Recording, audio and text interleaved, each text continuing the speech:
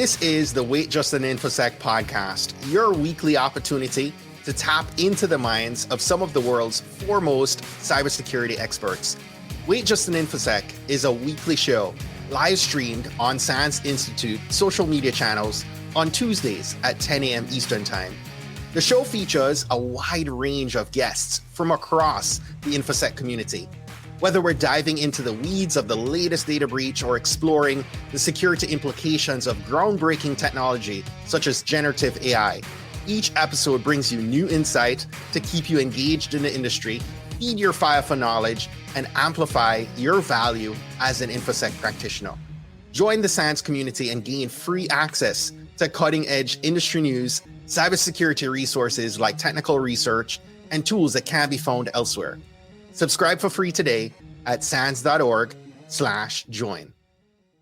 Cloud security continues to evolve at a rapid pace, and you need to stay abreast of the latest trends and services to ensure that you have the most up-to-date skills. In this episode of Wait Just an Infosec, SANS fellow Frank Kim hosts the episode talking about the different cloud journeys that you can take. And for those of you that I have not met, just a quick background here. I've been teaching, writing courses with SANS for a long time now, for 16 years. Was the CISO here at SANS for a little bit. Still currently lead our cybersecurity leadership, as well as our cloud security curriculum. I'm also the CISO in residence at a venture capital firm called YL Ventures. If at any point in time you would like to connect, chat about anything that might be coming up in cloud security or cybersecurity overall, feel free to connect with me on LinkedIn or go ahead and send me a message. In terms of our topics that we are going to be covering today, well, in our limited time together, there are three things that we're going to be discussing. And this is based upon conversations that I've had over the last several years, actually, with many cloud security practitioners, cybersecurity leaders, security officers, and CISOs. And various organizations are grappling and dealing with these same three trends. Number one is multi-cloud. Not very long ago, various organizations found themselves trying to figure out, well, how do they work with the one cloud provider that they have decided to use? Well, it turns out every organization of any size is really multi-cloud. Multi-cloud, well, by choice or by chance.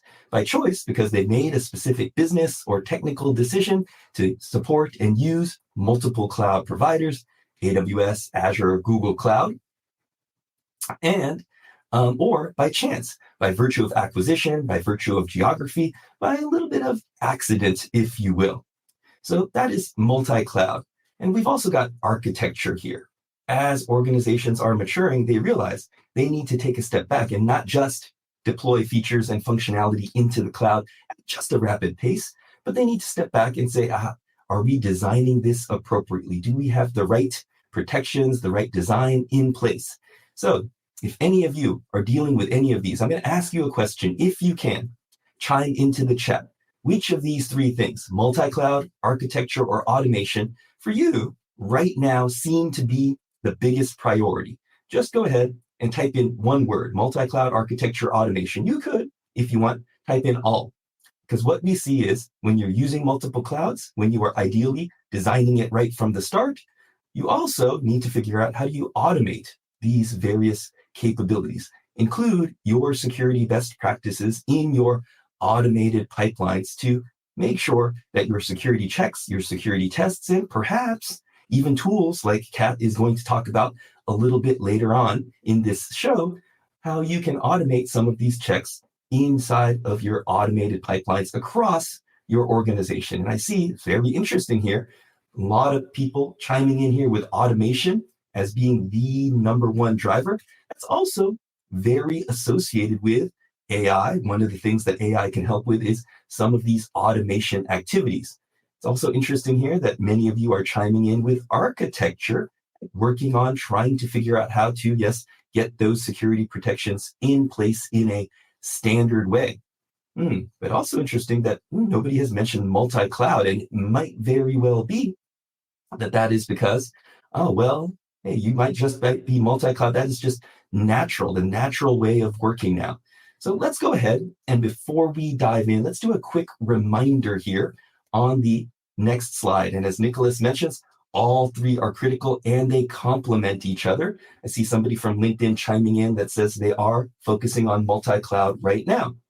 And what you see here on this slide is your cloud infrastructure and platform landscape. And of course, we've got the Gartner Magic Quadrant on the left-hand side here. We've got the Gartner Magic Quadrant all the way back from 2014. And you can see just at a glance that the landscape was a lot more crowded. In the upper left-hand corner of the left-hand graph, you've of course got AWS, Amazon Web Services, as the clear leader in the space. But if you fast forward to the most recent Gartner Magic Quadrant, and this is where I will ask you all to, again, chime in here in chat and just go ahead and type in which cloud provider are you primarily using at work today. If you're using two 50-50, go ahead and chime in with both. But whether that be AWS on the right-hand side, whether that be Azure, or whether that be Google Cloud, feel free, please, go ahead and chime in here, because you can see in the latest version of the Gartner Magic Quadrant that those are the clear big three from a cloud service provider perspective. But in the lower right-hand quadrant, you can see that we've got Alibaba, right, has been making a lot of strides in recent years. You can see Oracle Cloud, which some organizations have been adopting as well. And in the lower left-hand quadrant, well, you've got the various niche players. You've got IBM, and of course, you've got Tencent and Huawei over in the Asia region, the APAC region. I see a lot of people chiming in here with primarily AWS, Azure, some GCP. We even have some people chiming in with some Oracle usage here. And a lot of times I find that Oracle is not necessarily, right, the primary cloud provider, but from a business perspective, some organizations have decided to mitigate their business risk by using a secondary or another cloud provider like an Oracle here. All right, thank you all for chiming in. That is very helpful for us to all see which cloud providers you guys are primarily using. With that, let's go into our first of three topics, specifically multi-cloud. Now, every single year in recent times, SANS has been publishing a multi-cloud, a cloud security survey. The most recent one was conducted by Brandon Evans and Ken Hartman, fellow SANS instructors. And what they have found that, you know what, it's exactly what we just said. So we've got a little bit of a survey-based, a little bit of a data-driven approach to highlight the fact that, hey, those big three cloud service providers are used multiple times in multiple organizations. In fact, the big six, if you will, to include Oracle, Alibaba, and IBM, right, those have decent usage across various organizations as well. And what does this mean for us from a security perspective? Well, this is a term that Brandon likes to throw around in terms of cloud agnosticism, is that we as security professionals, because we are living, operating in a world where our businesses are using multiple cloud providers, it's not on us to make that decision. It means that we as security professionals, well, we have to be knowledgeable about all of those cloud providers and the nuances, the differences of what we need to do to secure them.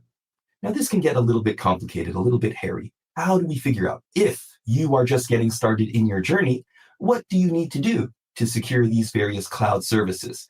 Well, fortunately, this is where the CIS, the Center for Internet Security, publishes their benchmarks for various technologies, including the cloud providers that we see here on the slide. And you can go download these documents and see, well, what are the cloud security best practices from a configuration perspective?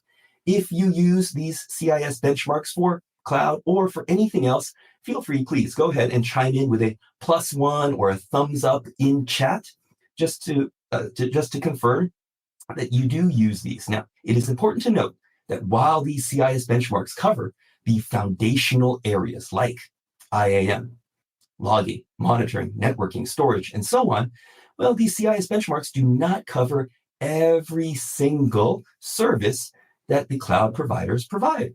It's not a day, not a week goes by that the cloud providers update and publish new services. Aksh, thank you so much for chiming in, saying that you do use the CIS benchmarks. Appreciate it. Now, while we know that there are some limitations, the CIS benchmarks are a great starting point. However, when you go to download the CIS benchmarks, it's really just a checklist. It takes a lot of work for you to turn these into reality. Well, as a result, we have various cloud security tools that you can use, various commercial versions, but also there are various open source versions of these tools. I will say, to keep this simple here, we've got the 3 most common cloud security tools. And hey, we mentioned Gartner earlier. Gartner's job seemingly is to partially come up with new acronyms to describe various categories of tools. So I'm going to ask you to chime in here, and we're going to ask you a little survey question. Which cloud security tools? Is it a CSPM? Is it a CWPP, Cloud Workload Protection Platform? Is it a CASB? Or is it something else that you primarily use?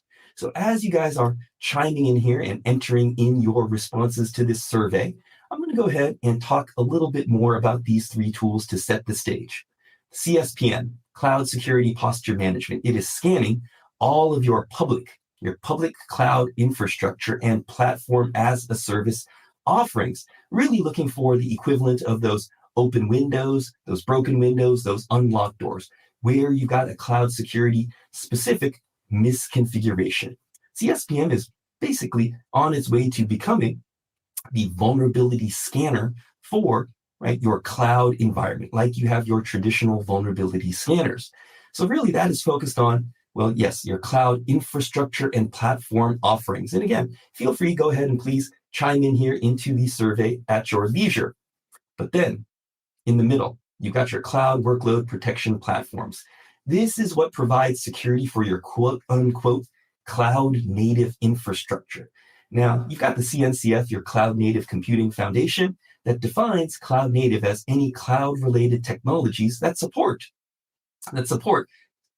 applications and services that are deployed into your public cloud providers. So this is security related to things like containers, Kubernetes, Docker, your various API resources, and so on. And then finally, you've got your CASBs here, You've got your cloud access security brokers that are specifically providing security and visibility for your various SaaS services. So here on the next slide, really from an architecture perspective, modern architecture perspective, it is no longer that hard, crunchy exterior, but it is, well, a decentralized, a distributed, a deperimeterized, if you will, architecture where you've got infrastructure and platform services. You've got still, yes, perhaps your legacy on-premise data center at the 7 o'clock position here, but also around the right side of this circle, you've got your various SaaS offerings. So related to the tools that we just talked about, the CSPMs really only apply, yes, to those public cloud infrastructure and platform providers in terms of that security, scanning, and visibility. And then your cloud workload protection platforms, those are for any cloud native workloads that are deployed either into your public cloud or even within your legacy data center. Yeah, you can certainly run containers and Kubernetes inside of your legacy environment as well. And then, of course, finally, you've got your CASBs here that are specifically for your software as a service, for your Microsoft 365, Google Workspace, and so on. I see some of you have chimed in here in terms of the usage of that tool, these various tools, so appreciate it very much. Now, Aksh specifically mentions AWS Guard Duty. Now, in terms of Guard Duty, what that does is it looks for, finds, well, different alerts. That's AWS's kind of threat detection service. That's related exactly with what Kat is going to be talking about in her demo a little bit later. So with that as a little bit of a teaser here into architecture, let's segue into item number 2. Now, I see somebody here comments online that says, hey, you built your own security tools by fixing Kali scripts, writing an application called Reaper to identify rooted security issues such as MFA weaknesses. For example, that's something that GuardDuty and other services will try to do as well. And then doing some additional testing and code review for known memory leaks. So very nicely done. Sounds like a very cool approach that you have developed in-house. With that, let's go ahead and move on and talk a little bit about architecture. Now, Kat actually wrote an entire course, co-authored an entire course on enterprise security architecture. We don't have time to go into all of those details, but one of the important elements of how you think about your cloud architecture is related to identity and your hierarchy that you define in the cloud, your hierarchical account structures. And especially given the fact that we live in a multi-cloud world, it's important to consider the similarities and the differences in terms of how the big three cloud providers allow you to do exactly this. For AWS in particular. Now, when AWS first started, it was a little bit unstructured, I would say. Hey, you spun up an account, you deployed various resources into account, and you got stuff done. As time went on, well, it turned out that many organizations and enterprises would use the AWS account as the boundary, even as the security boundary for containing those various resources and the different types of workloads therein. But this resulted in a situation with organizations having hundreds, thousands, in some cases tens of thousands of AWS accounts. It gets a little bit unwieldy. So this is why AWS introduced the concept of a management account that could contain various organizational units, related organizational units that then had various accounts contained within them to make management a little bit easier. All right, so that is the AWS structure. Azure structure here in the middle is a little bit different. Well, as you hopefully have noticed, instead of having 4 tiers like AWS, there are 5 tiers, starting at the top with the root management group that is comprised of different management groups and a corresponding subscription. Now, the subscription is roughly equivalent to what we call the AWS account over on the Amazon side. And then the subscription can contain multiple resource groups, which then can contain have various resources, the cloud resources that you use and actually deploy. The key difference here are the resource groups, and that is a very convenient mechanism that Azure has created that you can use to, yes, well, as the name implies, group various resources. And because Azure has a very sensible hierarchical structure, if you apply any permissions, grant permissions to different levels of this hierarchy, those are inherited on down. Very convenient way to structure things. Google Cloud on the far right-hand side, slightly different nomenclature. You've got the organization at the top, which contains different folders. Then you've got the project, which is roughly equivalent to the subscription and the account in Azure and AWS respectively, which then contains the various resources. All right, so now, if that is the hierarchy, how do you go about enforcing these policies in your cloud architecture overall? AWS on the left-hand side here has what they call service control policies. It's important to keep in mind that these service control policies only block things from happening, right? You can prevent a service, a particular service, maybe an expensive service from being used. You can prevent certain things from being deployed in certain regions where maybe you do not have infrastructure and you don't do business, but it doesn't grant any privileges, right? So there's sometimes a little bit of a complicated interaction with IAM. But the main thing here is that service SCPs only prevent certain things from being done within the account boundary associated with your organizational unit. And there is no audit mode that occurs. Azure policy, on the other hand, is a little bit more robust, a little bit more comprehensive. It can not only restrict what can be deployed or not, but you can have audit mode that's enabled, but also it can remediate non-compliant resources. If it finds something that is deployed that is not aligned with your specification, it can go ahead and either tear down that resource or redeploy an updated resource that meets your specific security requirements. So it's pretty powerful. Google Cloud on the far right-hand side, similar to AWS, constrains what you can do across your entire hierarchy. It's got many out-of-the-box constraints, but you can configure things based upon certain values or a true-false type of configuration. Similar to AWS, there is no audit mode available. So Azure's, again, is a little bit more full-functioned and a little bit more robust. All right. So this gets us now to the AWS Security Reference Architecture. If anybody has looked at downloaded or even seen the AWS security reference architecture that was published, I think a couple years ago, please go ahead and chime in here in the chat with a +1.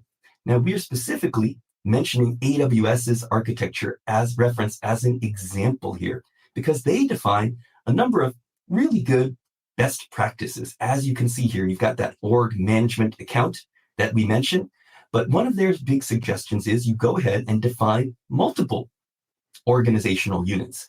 Like you see here on the left-hand side, an OU for security, an OU for infrastructure, and an OU for your various application workloads. Now, in reality, you're probably going to have multiple OUs for your different workloads, your different business applications.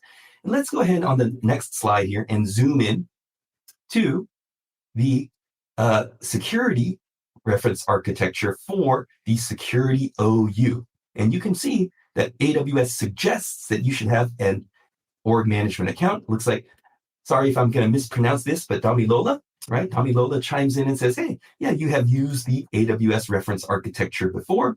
You've got your central org management account, but you also define a separate tooling account. And also, common best practice is to define a separate log archive account, a read-only account where all of your logs are flowing. And the reason that we mentioned these AWS security-related services on the left-hand side of this slide is not that you have to use all of these services, is that these are the ones in the reference architecture that, hey, are available to you to potentially deploy even to other accounts like your log archive account on the far right. With that, this brings us to number 3 out of 3, our last trend that we're going to be discussing today, which is all about automation. Now, when I first started my career, I'm going to ask you guys to guess, and this is something that I commonly ask people because I'm very curious to see what people's guesses are. When I had my first job many years ago, it was a long, long time ago, I'm going to ask you to guess, how many times per year did we deploy an updated version of the application to production? Please chime in here in the chat. How many times per year did we deploy an updated version of our app to production? While you guys are chiming in, I'm going to go ahead and move on and talk about this and glance back at the chat here to see what your responses actually are. And what we talk about from an automation perspective is, one, well, we've got to understand the automation that is being used by our engineering and DevOps teams. And the backbone of this is our CI/CD pipeline, our continuous integration and continuous delivery pipeline here that walks us all the way from pre-commit to deploying the application in operations on the far right-hand side. Now, Joe has a very good guess, guessing that we walked through, well, the version that we had of that pipeline back then, 26 times, once every 2 weeks. No, unfortunately, it wasn't that much. Sean mentions quarterly, 4 times a year. Shannon mentions twice a year, right? Momoka mentions less than 10. Elliot mentions 1 to 2. So we've got a range here. Ezekiel, that's a good guess as well, with 2. Somebody else guesses 12. We've got a range from 1 to 26. Well, to tell you the truth, we deployed to production, it was horrible. 0.7 times a year. We deployed to production once every 18 months. And the reason for this is it was because it was a long, laborious waterfall development process. It was not the more streamlined CI/CD process that you see here on the slide. So it was only until many years later, right, that now, hey, we've got various tools like we see here on the next slide, like, well, your traditional CI/CD tool Jenkins, but now your various cloud-based tools like GitHub Actions, GitLab CI/CD, and having modern version control systems that are based on Git, right? Back in the day, I used many old version control systems like, it was horrible, Microsoft SourceSafe, Subversion, and so on. But now, right, the whole industry has standardized on the foundations of our DevOps tool chain being these CI/CD tools and our version control systems based on Git.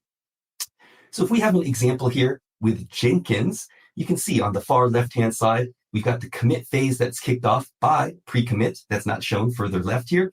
Anytime some code is checked in, right, somebody does a git commit and a git push, this commit phase automatically kicks off to run, well, even some static analysis tools, builds the corresponding container that is then deployed to the acceptance environment with some additional tests being run, that is deployed to other environments and then deployed either locally in your on-premise environment or to your various cloud environments as well in an automated way. We didn't have this back when I was doing 0.7 deploys per year.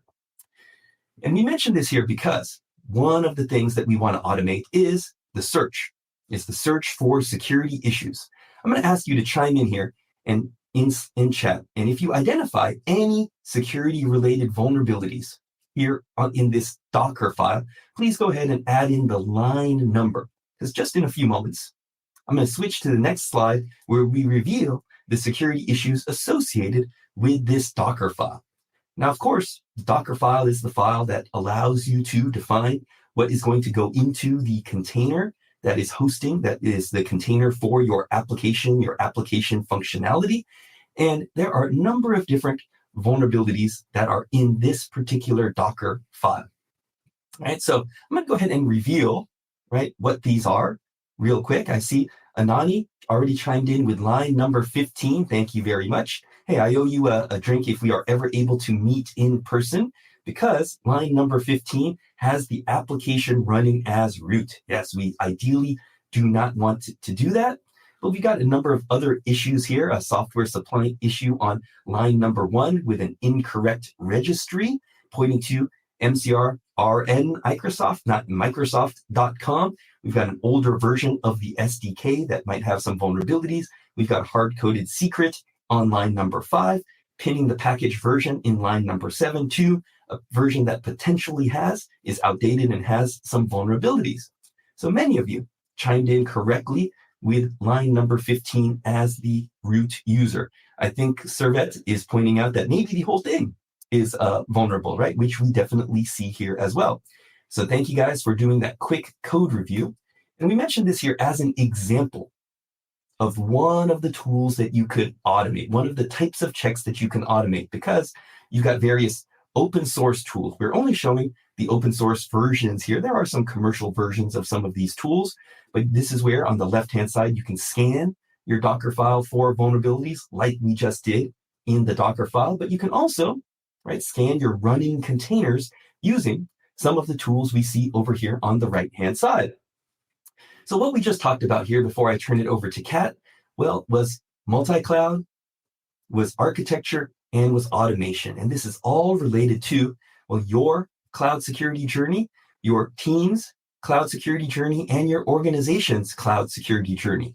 Whether you are in an analyst role, an engineer role, an architect role, whether you're focused on DevSecOps or detection and response from a security operations and SOC perspective, what we've got here are the various cloud ACE journeys that are associated with various courses. We, in fact, have a course dedicated to public cloud security, effectively multi-cloud in Sec 510, that hopefully you can see is used across multiple of these various journeys. We've got a course 540 all about cloud and DevSecOps automation. That is the pillar of a number of these journeys as well. And then, of course, we've got Kat's new course, Sec 549, that is all about enterprise cloud security architecture. Thank you for listening to the Wait Just an Infosec podcast. Remember to join us live every Tuesday at 10 a.m. Eastern for a new episode of Wait Just an Infosec. You can watch at SANS.org/WJAI or go to the SANS LinkedIn or YouTube channels. The Wait Just an Infosec podcast will be released every Wednesday at noon. Thanks for listening. See you next week.